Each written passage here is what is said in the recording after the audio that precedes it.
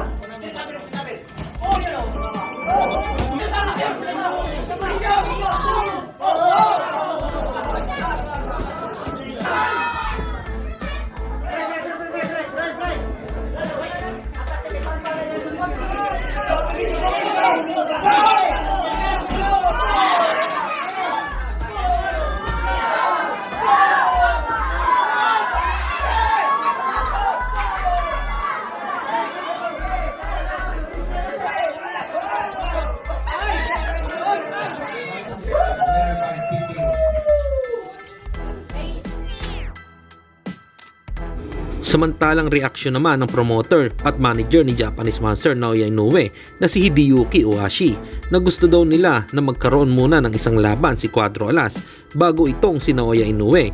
Kailangan daw talunin ni Casimiro ang susunod nitong makakalaban sa isang impresibong paraan. Bagamat para kay Hideyuki mas maganda daw ay susunod na laban ay may kasa ang rematch sa pagitan ni Oguni at Casimiro. Dagdag pa nga po ni Ohashi na si Alas daw ay nananatiling kandidato sa makakaharap ni Inoue sa susunod na taon. Hindi man daw maganda ang naging performance nito, pero para sa kanya ay sa lakas na pinakita ni Casimiro sa round 1 ay nakakapanabik talaga ito kay Inoue. Kung tanong nyo kung nanood ba si Naoya Inoue, ay nanood po ito. Binunyag mismo ng promoter ni Inoue na si Hideyuki Ohashi.